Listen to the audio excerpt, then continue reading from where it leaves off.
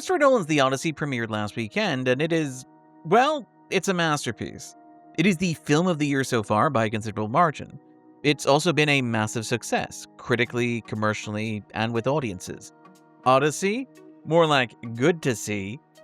Now, last week we did an extended video looking at the larger context of Nolan's work, particularly his obsession with practical filmmaking around characters and worlds that were often extremely abstracted and subjective.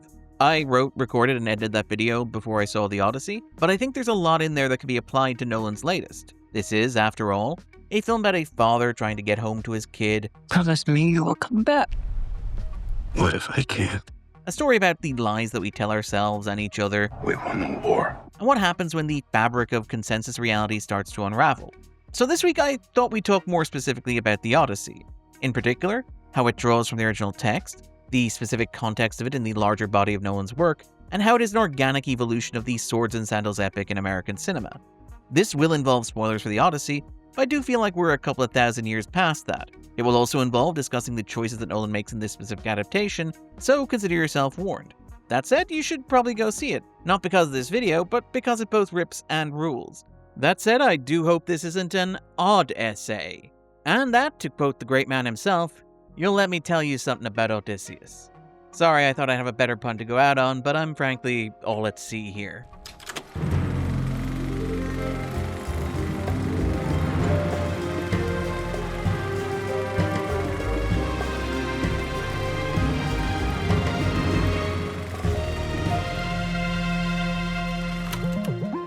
One of the great things about Nolan as an auteur is the way that his movies tend to daisy chain into one another. It's possible to follow themes and ideas from one to the next. Tenet is about a Cold War being waged between the past and the future. You're familiar with the Manhattan Project? As they approached the first atomic test, Oppenheimer became concerned that the detonation might produce a chain reaction. I'm having the word. With the inventor of time travel described as, well, As her generation's Oppenheimer. and the climax finding the heroes fighting over the algorithm, which is essentially a doomsday weapon like the hydrogen bomb, but, you know, for time. Just as an aside, this is not the only specter of atomic devastation in Nolan's work. The reactor in The Dark Knight Rises serves the same purpose. Now, Tenet led neatly into Oppenheimer. So neatly, in fact, that apparently Tenet's star Robert Pattinson gifted Nolan a book of speeches by J. Robert Oppenheimer on wrapping production, which Nolan credits with inspiring him to write Oppenheimer. So somebody deserves a Pattinson on the Backinson for that one. But it's also interesting how neatly Oppenheimer leads into The Odyssey. Central to Oppenheimer is the idea that the discovery of quantum physics threw mankind's understanding of the world off balance, representing a rejection of the clean Newtonian logic of cause and effect, or action and reaction, in favor of a world of uncertainty. One might be led to the presumption that behind the quantum world, there still hides a real world in which causality holds, but such speculations seem to us, to say it explicitly, fruitless. What was certain is no longer certain. What was once known is now unknowable. Something has been broken and unraveled. The world no longer makes sense. Oppenheimer then very neatly leads into The Odyssey. Oppenheimer is an adaptation of a book called American Prometheus, and its opening text directly alludes to that classic Greek myth. More to the point, both Oppenheimer and The Odyssey are quintessentially Nolanian texts, in that they are stories of smart and brilliant men. Unstable, theatrical, egotistical, neurotic. Nothing good? No, not even he's brilliant, but... Well, brilliance is taken for granted in your circle, so no. Who decide that the rules don't apply to them. You think the rules don't apply to the golden boy? Brilliance makes up for a lot. Using expedience as a justification, these men break the laws that govern their realities. Oppenheimer repeatedly frames its title character's transgression in almost religious terms. The apple, a Judeo-Christian symbol for forbidden knowledge, is a recurring image. How do you like them apples? Characters repeatedly allude to the serpent in the Garden of Eden. You could lift the stone. Without being ready for the snake that's revealed. Oppenheimer is destroying paradise by stealing fire from the gods. You don't get to commit the sin, and then have us all feel sorry for you that it had consequences. The Odyssey is built around a similar idea. The ancient poem is largely built around the concept of Xenia. Now, don't worry if you don't know ancient Greek, it's hard to stay on top of these things. But basically, Xenia is the law of hospitality. It is the underlying principle that governs human interactions, the relationship between host and guest. This reflects the original context of Homer's epic. The Iliad and the Odyssey are, after all, the story of a bunch of city-states forging themselves into a nation, kind constructed at a time when Greece was expanding its military, social, and economic influence across the Mediterranean. In order for a culture to expand, to be able to deal with, trade with, and engage with foreign cultures, there needs to be an assumption that travelers in strange lands will not be poisoned where they eat or murdered where they sleep. Nolan zeroed in on this theme in writing the film. Back then, leaving the house for more than, a day or two, you're by definition throwing yourself at the mercy of strangers. And society can only function with respect for strangers. The more you look at it, the more we talked about it, the more we started bringing the project together, the more you realize nothing's changed. We're just as dependent on that. Nothing's changed in that regard. And so it's a point of connection with this text of 3,000 years ago that isn't just a great adventure story, but it's also a kind of ethical and moral foundation that connects us to a very different time. The Odyssey presents a world in which this concept, identified within the film itself as Zeus's law, has been upended. The Cyclops traps the sailors in a cave so that he can eat them. Circe enchants the food that she serves her guests. Back home in Ithaca, the suitors exploit the hospitality of Odysseus' wife Penelope, seeking to drink and eat her out of house and home so that she might be forced to marry one of them. Agamemnon, played here by Josh Safdie, answering the question, what if somebody built a bigger dude, returns home to be murdered in his bed by his own wife. However, the Odyssey understands that Odysseus broke that rule first. The Trojan horse, his brilliant idea, was a violation of Zeus's law. It was a gift accepted by the Trojans, which allowed the Greeks to sneak into their homes and murder them where they slept. Aw, look at them, sleeping like little angels. Spare no one. The Odyssey argues that just as Oppenheimer broke the world with the atomic bomb, Odysseus broke the world by breaking this most basic law of hospitality. This is what the Odyssey has always been about, and Nolan understands the fundamental truth of the epic poem. To burn the walls of Troy was to burn the world entire. Nolan also understands that what allows these myths to endure is not just that they speak to the societies that created them, but to the ones that came after as well. Much like Disclosure Day felt like Steven Spielberg making the kind of movie that he could only make after directing The Fabelmans, The Odyssey feels like the second half of a conversation that Nolan began with Oppenheimer. This is always the way. While Nolan has suggested that he does not engage with criticism of his work, many of his films exist in dialogue with each other. Hell, even just in terms of positioning The Odyssey in terms of Nolan's career, the opening shots of Inception find a traveler washed up on a beach, confused about where he is and how long he's been there, dreaming of getting home to his kids. And that's without getting into Nolan's recurring fascination with drowning, or men who will cross immeasurable distances to reunite with Anne Hathaway. Like any filmmaker operating at his level, Nolan is an artist continually pushing himself. After many of his early films were dismissed as cold, Nolan made Interstellar, a space epic that earnestly argues that love is a universal constant akin to gravity. Love is the one thing we're capable of perceiving that transcends dimensions of time and space. Many of his early movies were praised for their ability to deliver mountains of exposition in an easily digestible manner, so Nolan made Dunkirk, a film which eschews many of the conventions of the war movie, including map scenes and exposition dumps. The Dark Knight Rises is a clear repudiation of the reactionary readings of The Dark Knight. None is evil rising from where we try to bury it. Nearly 3 hours of a director yelling at the camera about how silly it is to read ambiguity as endorsement. Your hands look plenty filthy to me, Commissioner. Inception feels like Nolan grappling with the criticism of how he writes women, as Cobb acknowledges that he cannot conceive of his wife Mel in her true complexity. You're just a shade.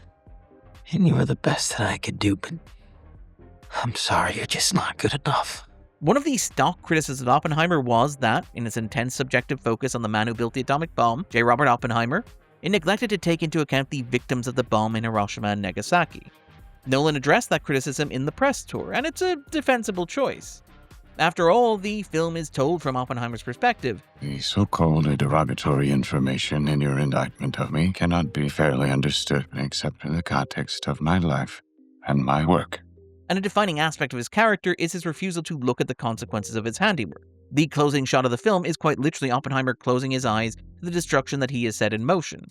Oppenheimer is a story about the man himself, and depicting the atomic bombing of Japan in that context, in a story built around this one American guy, risks reducing those lives to empty spectacle. It would be incredibly cynical and callous to cut away from a movie about Oppenheimer's relationship to the bomb to depict the death of thousands of anonymized Japanese people. Regardless of what James Cameron might think, it was a smart and considered decision. It does feel worth acknowledging here that there are decades of Japanese films, many of which are more readily available now than they have been at any earlier point in history, that deal with not just the bombings themselves, but with life in the shadow of them. However, The Odyssey is a film about grappling with the weight of that decision. At the climax of the film, via flashback, Nolan opts to show what he declined to feature in Oppenheimer, what it looks like when a dominant Western power burns an Eastern city to ashes, murdering civilians and causing the foundations of the world to crumble around them. Because the atrocity in the Odyssey is crouched in myth, Nolan enjoys a greater degree of freedom in depicting it, without wandering into exploitation. While Nolan doesn't normally like to offer clean explanations of his work, For you to go out there as the filmmaker and try and express this, invalidates other people's interpretations is probably not right. he does seem to concede that this is a valid reading of what he intended with the Odyssey. It felt like, in some respects, the Odyssey was a sequel to Oppenheimer. When I think about Oppenheimer, what so stayed with me in that movie was the weight that Oppenheimer must have felt when he saw the reality of what he had created. And the Odyssey feels like a journey of a man reckoning with what he had done in war and what war does to men. And they felt very connected to me, both films. I was about to stop you because we don't want any spoilers. Oh. 3,000-year-old spoilers. But no, I am very much, I feel like you certainly watched the film the way I intended, and I think by the end that connection is made. The Odyssey is a film entirely about the consequences and the aftermath of an action that changes the rules of the world. Of course, Oppenheimer is not the only Nolan movie that exists in conversation with the Odyssey. The film owes a great deal to Nolan's work on the Dark Knight trilogy. If most of Nolan's films are about men who lie to themselves and to others, So you lie to yourself to be happy. There's nothing wrong with that. We all do it. the Dark Knight trilogy was about how societies lie to themselves. I believed in Harvey Dent. A film very clearly about the war on terror, but which harked back to antiquity. When their enemies were at the gates, the Romans would suspend democracy and appoint one man to protect the city. Fun fact, Matt Damon was originally supposed to play Harvey Dent in The Dark Knight. Well, Dark Knight was a small role that I was offered. Like it was it wasn't one, I mean, it obviously wasn't Heath or Christian's part. Right. That was the Harvey Dent role, wasn't it? It was the, yeah. But there was some other big movie I was doing, like some big part that I was doing where I was like, well, I can't play, Harvey Dent. But I think you got to kind of just be sanguine about it and go like, it all works out. Like, But Nolan did get to use him later as an example of American exceptionalism when he played Dr. Mann in Interstellar. Dr. Mann, well, he's remarkable. He's the best of us. Who is just like the worst dude ever. I'm sorry, I can't watch you go through this. I'm sorry. I'm here. I'm here for you. Why am I bringing up Nolan's fixation on casting Matt Damon as a character who initially appears as a paragon of American exceptionalism but eventually revealed to be a deeply flawed individual? No reason at all. But to get back to The Dark Knight, like Oppenheimer and Odysseus, Bruce believes that he can break the rules that govern a civilized society just once out of necessity. I'll help you this one time. Only to realize that there are profound consequences. The genie can't go back in the bottle. There's no going back. You've changed things. Forever. An idea that is quite explicitly articulated within the Odyssey itself. Do you think life goes back to the way it was? That world is gone. The Dark Knight trilogy was a snapshot of Bush-era America. It explored what happened to a culture that had waged, and convinced itself that it had won, a war predicated on a lie. We won. Based on a lie. It was also a portrait of what writer Amy Césaire described as the Imperial boomerang, the idea that the tools that a nation-state employs against foreign enemies are inevitably turned back in its own citizenry. In The Dark Knight, Bruce Wayne tests his eavesdropping phone software in Hong Kong before deploying it against the citizens of Gotham. Part of the horror of The Dark Knight Rises was the image of armed men driving tanks with desert camouflage stolen from Batman through a major American city, using the rhetoric of American foreign intervention. Now we come here not as conquerors, but as liberators. And turning that city into the sort of lawless wasteland that foreign interventions created overseas. And meanwhile, Gotham lives under a warlord, like some failed state. This is the true anxiety of that movie. What if somebody did to America what America was at that point doing to Iraq and Afghanistan? What happens when a war based on a lie comes home? This is the central anxiety of the Odyssey as well, where Greek intervention overseas has disastrous consequences at home. In the film's third act, Odysseus' throne room and banquet hall becomes a battlefield with shields, swords, and spears thrown in from the armory. Agamemnon, who marches into Troy like Darth Vader boarding a rebel blockade runner, returns home to be murdered by his wife. It is revealed that Odysseus is reluctant to return home because he understands that his actions overseas have not just destroyed Troy, but also destroyed his homeland as well.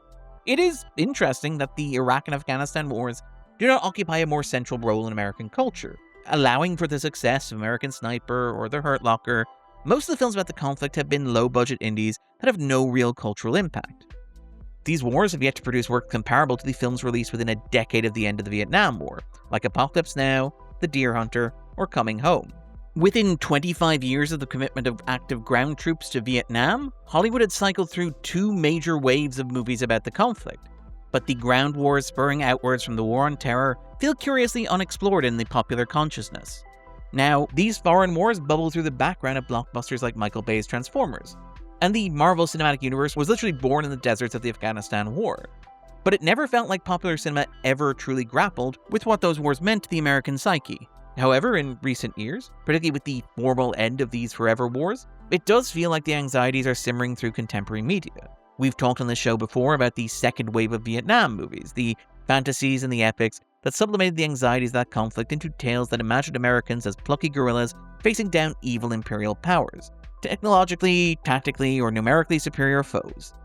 Maybe something similar is happening with the Iraq and Afghanistan wars.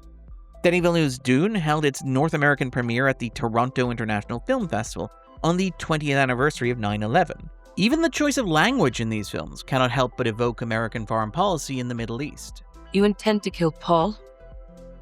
Regime change. The recent season of House of the Dragon finds members of the Greens, such as Ormond Hightower or Kristen Cole, responding to their enemies seizing the Iron Throne by waging guerrilla warfare not unlike that deployed in Iraq and Afghanistan. But let us attack it, as the scorpion does the ox. Let us become wraiths. With fear as our standard, strike from the quiet and the darkness. Our fight will not be clean, but it will be pure. The Odyssey is the story of a civilization that embarks upon a war in the Middle East that lasts a decade, predicated on a lie. More to the point, though, Nolan uses the Odyssey to paint a portrait of a culture that has broken sacred rules of hospitality. A culture that has broken down the order that governs international relations, international trade, and even the treatment of guests in foreign lands. One of the stranger culture war battles over the Odyssey has concerned the casting of a trans man or women of color in the film, but these choices only serve to reinforce the story's core themes. Agamemnon sacrifices his mixed-race daughter at the altar of his own ambitions, and Antonius buys his way out of service, while his father's shepherd son goes in his place. Odysseus is haunted by visions of a young woman of color who he saw beheaded in Troy. If we judge a society by how it treats those with less power and influence, those that it sees as outsiders, the Odyssey suggests that a society that victimizes and exploits those people is one that is rotting and decaying. The Odyssey is a story of an empire and a world in decline. This is what makes it perhaps the greatest American movie of 2026. Because at their core, these sorts of epics have always been American movies.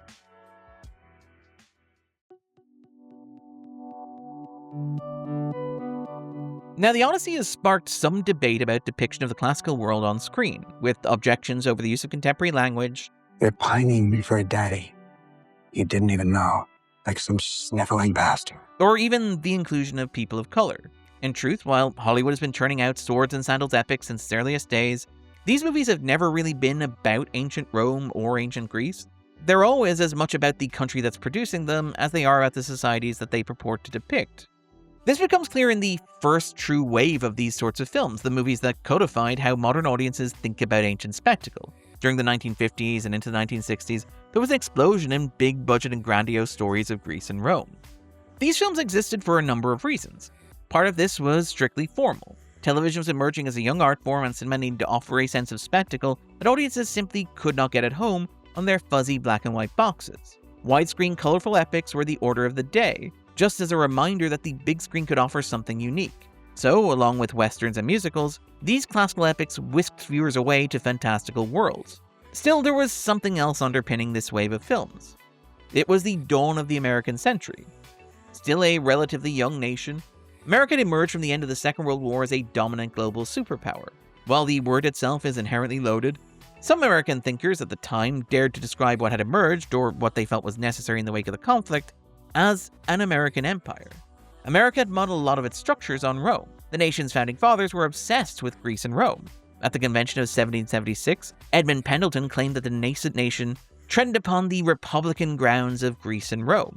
The embrace of the eagle as national bird, cannot help but evoke the symbolic importance of the creature to ancient Rome. Even consider the amount of Latin in American public life. If America were to think of itself as an empire, it would filter that understanding through Greece and Rome. That wave of epics set in Greece and Rome spoke to the tensions of the moment in a variety of interesting ways. For example, it's telling how many of these films were explicitly about the Christian conversion of the Roman Empire. Truly, this man was the Son of God. These perhaps reflected America's embrace of Christianity in that era. Under President Dwight D. Eisenhower, America's Christian identity was a way of distinguishing it from the atheist Soviet Union. America is the greatest force that God has ever allowed to exist on his footstool. It is surprising how much of the ubiquity of religion in contemporary American life was an invention of that post-war era. It was Eisenhower who added "Under God" to the Pledge of Allegiance in 1954. In 1955, "In God We Trust" was added to all American currency. In 1959, Eisenhower proclaimed a National Day for Prayer. The presence of Christianity in these classical epics was just a reflection of that, a demonstration of how profoundly that ideology permeated culture. These epics of the era provided a space where contemporary anxieties could be explored through metaphor. In the 1950s and 1960s, America saw the emergence of the civil rights movement, forcing a confrontation with the country's racist past. To this day, America still hasn't fully grappled with the legacy of slavery as a stain on the nation's soul. And depictions of American slavery in the era of the Second World War and beyond tend to be condescending and sentimental portrayals like those in movies such as Gone with the Wind or Song of the South. With this in mind, it does feel interesting that the one part of American culture to really grapple with the evil of slavery during this crucial juncture of the nation's history was the historical and biblical epic. Films like Ben-Hur and Spartacus could present the audience with white American heroes trapped in slavery, and through that present an empire that was unable to recognize the moral atrocity of slavery as one that was doomed to collapse and decay. I imagine a God for slaves, and I pray for a son who'll be born free. More directly, the genre provided a space for writers who had been victimized during the Red Scare to turn a mirror back on America.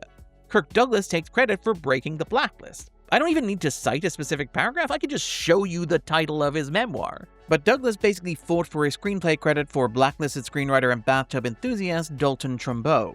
It is very easy to read Spartacus as a none-too-subtle commentary on what Trumbo saw as the rot at the heart of America. The enemies of the state are known. In every city and province, lists of the disloyal have been compiled. After all, Trumbo knows from Lists of the Disloyal. These were films that captured something of an era and perhaps even a nation's soul on celluloid. While the classical epic was never quite as popular as it had been at that peak during the 1950s and into the 1960s, it never quite went away. When it did reappear, it was generally safe to read the film in question as more than just an attempt to recreate some lost history, but as a statement on the present. It is, for example, very difficult to watch the decadence and corruption on display in Tinto Brass's Caligula, written by Gore Vidal, as anything but a commentary on the cynicism and corruption of the 1970s. Hell, Caligula was a common point of reference in discussions of the Nixon White House. That said, Caligula received an extended and updated edition 2 years ago, and I'm not going to say that it's any less relevant now. If the genre enjoyed a major resurgence, it was towards the turn of the millennium. This period in the history of the classical epic is interesting, because it really stands astride two particular and distinct moments in American history like a colossus. That creates a tension, which really simmers through this wave, and is perhaps the reason that so many of these movies simply do not work. Forget Bronze Age, talk about Rubber Age. I'd like to take a moment, if I may, to directly address any audience members or listeners that we have in Australia. I have visited your fine and deadly country. I've attended your wax museums. I've watched your sitcoms. I understand how much you as a culture value, quite rightly, Eric Bana. And I want you to know from the bottom of my heart with the utmost sincerity that the last joke that I made was not a joke at the expense of Eric Bana, who I respect greatly, as I do all of your fantastic cultural traditions. Eric Bana is a wonder, a monument, a god among men, and he is innocent of any of Troy's many, many, many crimes. With that sentiment expressed, let us return now to the video. The second wave really began with Ridley Scott's Gladiator, which arrived on the cusp of a new millennium. Gladiator imagined a Roman Empire that had vanquished its last external foe in the movie's first action sequence, and in doing so, perhaps reached its own end of history and unipolar moment. There's no one left to fight, sire. There's always someone left to fight. The tragedy of the version of Rome depicting Gladiator was that of a nation that had, like Alexander, seen the breadth of its domain and wept, for there were no more worlds to conquer, and so had retreated into empty fantasy and spectacle. In Gladiator, Rome is so bereft of meaning that it is taken to staging recreations of its own history in the Colosseum, versions of its history that are so distorted that make the movie itself look historically accurate. My history is a little hazy, Cassius. But shouldn't the barbarians lose the Battle of Carthage? The movie is not historically accurate. This is a nation without a future, lost in an uncanny valley of its own past. Now, Gladiator was a massive success. It won Best Picture at the Academy Awards. It was the second highest grossing movie of its year. It seems fair to concede that the success of Gladiator inspired a lot of the wave of epics that followed, few of which managed to scratch that same itch in that same way. In the context of the Odyssey, which is explicitly mythological in nature, it is worth briefly mentioning Peter Jackson's epic Lord of the Rings trilogy. Mr. Frodo, it's an Oliphant. Allowing for reshoots, principal photography on those films was completed before 9/11, but they were all released after it. And they became something of the defining cinema of the post-9/11 era, offering a simplistic story of good and evil to a nation that needed to hear it. This connection became such a core part of discussions around the films that star Viggo Mortensen found himself having to engage directly with it in interviews. You object to the comparison of this film with respect to American involvement with Iraq or in other words, the the United Afghanistan States war or the government. war against terrorism, to any comparison with the film. The idea is, that in that comparison is the United States is like the good guys in our movie against the bad guys in our movie. And I think the opposite is true, unfortunately. We're the bad guys because we responded to the people who are attack terrified against at the United Helm's States. Deep, who are outnumbered in this incredible violence and desire to control, to destroy the people of Rohan and the rest of the free peoples of Middle Earth, to control their wills, to control their, infrastructure or destroy it. That's what we're doing in these countries. That's really what we're doing, unfortunately. And I'm not saying to anyone, to you or to you or to you, this is what you should believe. I'm just saying, why not ask the question, why are we doing this? Sure. And I don't like the comparison, and I keep hearing it, so I'm felt like saying something. Much like the Lord of the Rings movies, the wave of swords and sandals epics that followed Gladiator were caught between competing cultural contexts.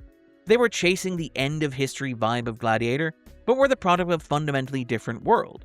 So many of the epics that followed were in conversation with the War on Terror, often pitting East and West against each other.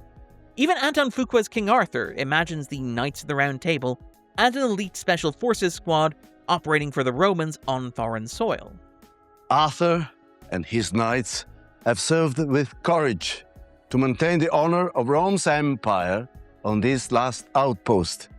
Setting aside the masterpiece that is Ridley Scott's restored cut of Kingdom of Heaven, which is quietly one of the filmmaker's best works but was never released in theaters, and the Zack Snyder as a class onto himself aspect of 300, this was a circle that could not be squared.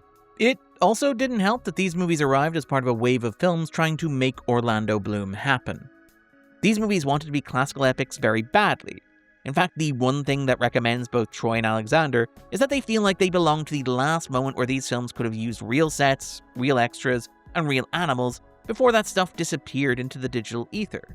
Narratively, Troy is a cynical story about a pointless war waged in the Middle East to sate the territorial ambitions of a hungry imperial power. It's not subtle, to the point that the film cast Brian Cox, who had just re-established himself playing the living embodiment of the American military-industrial complex in X2, as Agamemnon. Hector warns his brother Paris that there's no romance in war. I killed men, and I've heard them dying, and I've watched them dying, and there's nothing glorious about it. Nothing poetic. Odysseus seconds that. War is young men dying and old men talking. The problem is that Troy is shot, designed, and scored like an incredibly romantic film. Pearson had established himself with gritty German films like Das Boot, but Troy came hot on the heels of his wave of incredible 90s blockbusters like In the Line of Fire, Outbreak, Air Force One, and The Perfect Storm. Like fellow European Roland Emmerich, Wolfgang Peterson was one of that wave of foreign directors who made almost parodically patriotic gung-ho American movies. Should we win the day, the 4th of July will no longer be known as an American holiday, but without the satirical edge of Paul Verhoeven.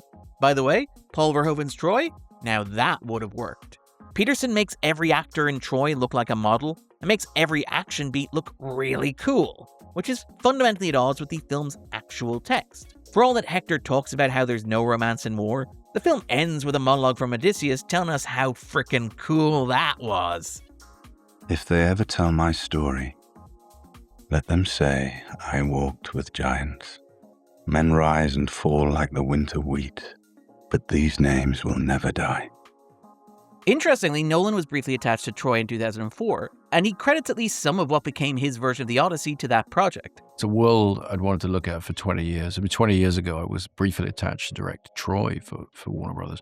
And so I did a lot of thinking about the Trojan horse and how I would portray that and make that credible. And I had that image in my head. I've had it in my head for 20 years of this horse sinking into the sand and about to be destroyed by the waves.